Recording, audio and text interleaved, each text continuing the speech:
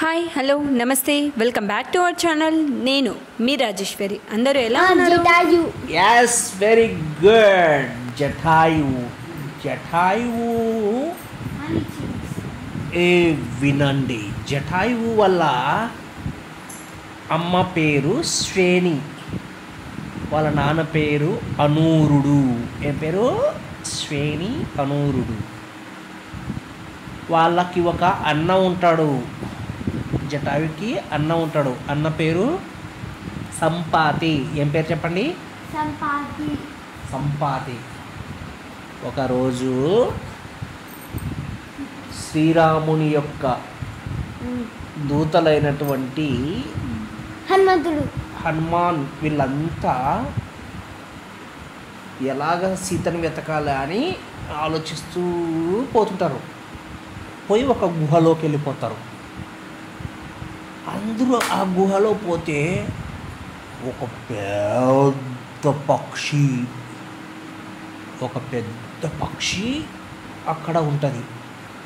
ఆ పక్షిని చూడంగానే, ఆ గ్రద్దను చూడంగానే ఈ కోతులన్నీ అమ్మ బాబోయ్ ఇంకా మనమంతా చనిపోయాము, ఈ పక్షి మనల్ని తినేస్తుంది, ఏం డౌట్ లేదు, మనం ఇక్కడితో అయిపోయాము అని అనుకుంటుంటాయి.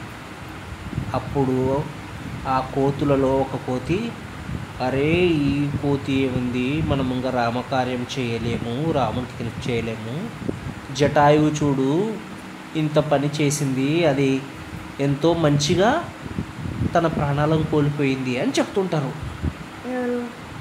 కోతులన్నీ మాట్లాడుకుంటుంటాయి, మనం రామకార్యం చేయలేము, జటాయువు ఏమో ప్రాణాలను వదిలేసింది అని చెప్పుకుంటుంటే ఈ పెద్ద పక్షి వింటది, జటాయువా నా తమ్ముడే అని వెనక్కి తిరుగుతుంది, ఇట్లా జూమ్ జూమ్ జూమ్ అని. పెద్ద పక్షి ఉంటుంది అది. అదంటది, అరే వానరులారా, మీరు ఇందాక ఒక మాట అన్నారు జటాయువు అని. ఆ జటాయువు ఎవరో కాదు, నా తమ్ముడే. ఏమైంది నా తమ్మునికి చెప్పండి అని అడుగుతుంది. ఆహో, నువ్వు జటాయువు వాళ్ళ అన్నగారివా, నీ పేరేం పేరు అంటే నా పేరు సంపాతి అని అంటది. ఓహో సంపాతి అంటే మీరేనా, మీరేంటి ఇక్కడ గుహలో ఉన్నారు అని అడుగుతారు కోతులు. ఓహో ఇది ఒక పెద్ద వింత కథ. చిన్నప్పుడు నేను నా తమ్ముడు కలిసి ఎగురుతూ ఉన్నాం ఆకాశంలో ఎగురుతున్నప్పుడు పొద్దున్నే సూర్యుడిని చూసినాము. అప్పుడు నేను మా తమ్ముడు కలిసి ఒక పందెం వేసుకున్నాం. ఎవరైతే సూర్యునికి పోటీగా ముందు సూర్యుని దాటేసి పైకి వెళ్తారో, స్పేస్ కాడిపోయి దాన్ని దాటిపోతారా. సూర్యుడు ప్రయాణిస్తుంటాడు కదా, ఉదయము మధ్యాహ్నము సాయంత్రం ఇట్లా ప్రయాణిస్తుంటాడు కదా. కాబట్టి ఇట్లా సూర్యుడు ప్రయాణిస్తుంటే ఆ సూర్యునికి దాటేసుకోవాలి, మనం సూర్యుని దాటేసుకోవాలా. అంటే సూర్యుని లైన్ కాడున్నారు, సూర్యుని ఇట్లా దాటేసుకోవాలా. ఎవరు పోతారో మన ఇద్దరిలో అని అంటే, సరే నేను వెళ్తానని ఇద్దరు రీ అని సూర్యుని దగ్గరికి వెళ్తుంటారు. అప్పుడు మిట్ట మధ్యాహ్నం ఏంటది, మధ్యాహ్నం పూట ఎట్లుంటుంది వేడి, చాలా వేడి ఉంటుంది కదా. విపరీతమైన వేడికి ఇంకా తమ్ముడు దగ్గరికి పోతుంటాడు సూర్యుని దగ్గరికి.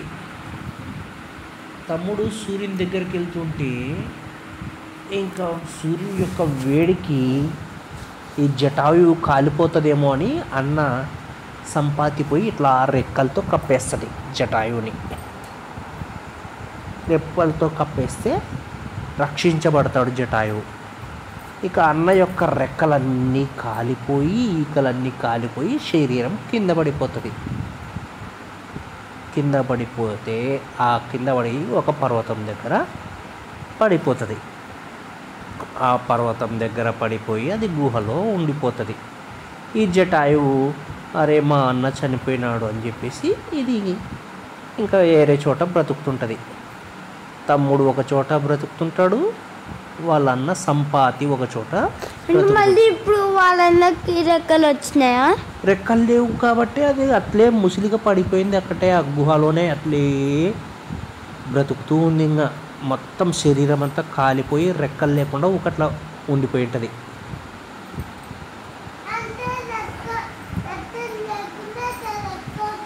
రెక్కలు లేకుండా ఒక బాడీ మాత్రమే ఉంటుంది. కాలిపోయినాయి రెక్కలు, కొయ్యలే కాలిపోయినాయి. ఇప్పుడు జటాయు పేరు చెప్పింది కదా, వాళ్ళు చెప్పినారు కదా, వదిలేడా సీతమ్మని తీసుకుపోయింది రావణాసురుడా. అవునవును, నేను ఆ రోజు అరుపులు విన్నాను, ఆమె పడవేసినటువంటి ఆ ముద్రికలు, ఆ కొంగులో కట్టి పడేసినటువంటివి అవన్నీ కూడా నాకు కూడా తెలుసు, నేను చూశాను అని అంటాడు. ఎవరు? సంపాతి. అంటే నీకు తెలుసా ఇప్పుడు సీత ఎక్కడుందో అంటే, ఓహో నాకు మా వంశానికి ఒక దివ్యమైనటువంటి వరం ఉంది. ఏమది? 100 యోజనముల దూరంలో ఉన్నటువంటి వస్తువుని కూడా ఇక్కడి నుంచి మేము చూడగలము. నాకు ఇప్పుడు సీత ఎక్కడుందో నేను చూసి చెప్తానని చెప్పేసి ఆ గుహ దగ్గరే కూర్చొని లంకలో ఉన్న సీతమ్మని చూస్తాడు. అదిగో ఈ సముద్రపు అవతల లంక ఉంది. ఆ లంకలో చెట్టు కింద అశోకవనంలో అనేక మంది రాక్షస స్త్రీల మధ్యలో సీత ఏడుస్తూ కూర్చునింది. అక్కడ కూర్చొని ఉంది సీత, నాకు కనిపిస్తుంది అని చెప్తాడు. ఎవరు? సంపాతి. సంపాతికి ఒక కాదు పక్షి ఎంత టెలిస్కోప్ వేసినా కనిపించదు మనకి కదా, అటువంటిది ఇక్కడ కూర్చొనే పక్షి చూస్తుంది. అందుకే మనకు తెలుసా, గద్దలు పైన ఉంటాయి, గద్దలు కింద ఎలకపోతుంది అనుకో, అని కింద ఎలకం పట్టుకొని చింగు పని పైకి ఎగురుతాయి. అవునా కదా?